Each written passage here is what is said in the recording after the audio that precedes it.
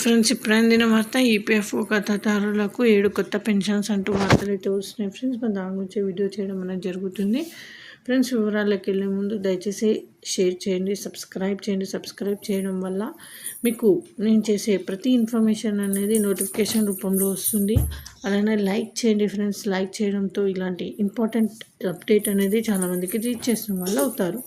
ఇంకా వివరాల్లోకి వెళ్ళిపోదాం. ఉద్యోగులకు ఆర్థిక భద్రత కల్పించేందుకు ఉద్యోగుల భవిష్య నిధి సంస్థ చాలా కీలకంగా పనిచేస్తుంది. ఉద్యోగులు తమ జీతంలో నుంచి 12% ఈపీఎఫ్ఓ అకౌంట్లో జమ చేసుకుంటారు.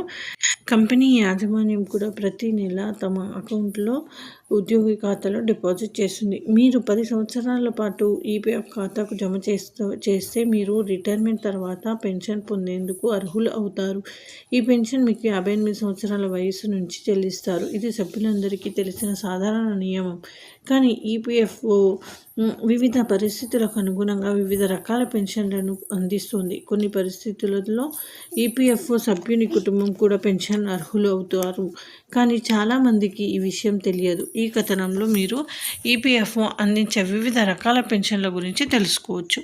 సూపర్ అన్యుయేషన్ అంటే రిటైర్మెంట్ పెన్షన్ అనేది మీకు 58 ఏళ్ళు నిండిన తర్వాత ఈపీఎఫ్ఓ అందించే పెన్షన్. పెన్షన్ ఫండ్కు మీ ఈ మొత్తం సహకారం ప్రకారం పెన్షన్ చెల్లినిస్తుంది.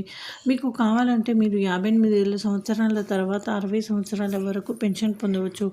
ఈపీఎఫ్ఓ ప్రతి సంవత్సరం తన సభ్యుల పెన్షన్ను 4% పెంచుతుంది. సాధారణంగా ఈపీఎఫ్ఓ 58 ఏళ్ల నుండి పెన్షన్ అందిస్తుంది.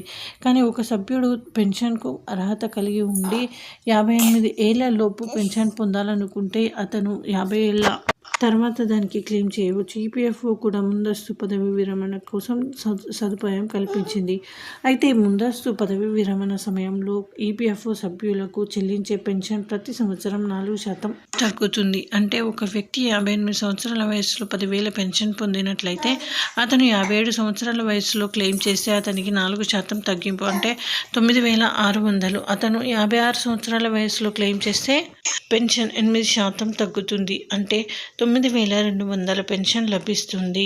ఈపీఎఫ్ఓ సభ్యునికి జీవిత భాగస్వామి లేదా పిల్లలు లేనట్లయితే ఈపీఎఫ్ఓ సభ్యుడు అతని ఆమె మరణించినప్పుడు నామినేట్ చేసిన వ్యక్తి ఈ పెన్షన్ అందుబాటులో ఉంటుంది. ఈపీఎఫ్ఓ సభ్యుడు తన తండ్రి ఇద్దరిని నామినేట్ చేసినట్లయితే అటువంటి సందర్భంలో ఇద్దరు స్థిర వాటా ప్రకారం పెన్షన్ మొత్తాన్ని పొందుతారు.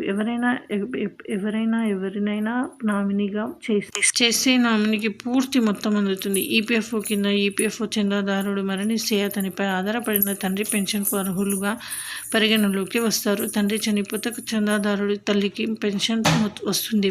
వారికి జీవితం పెన్షన్ వస్తుంది. దీనికి ఫామ్ 10D నింపాలి. సో ఇది ఫ్రెండ్స్, ఈ విధంగా వార్తలు అయితే వస్తున్నాయి. ఇలాంటి లేటెస్ట్ అప్డేట్స్ కోసం సబ్స్క్రైబ్ అయితే చేస్తూ ఉండండి. థ్యాంక్స్.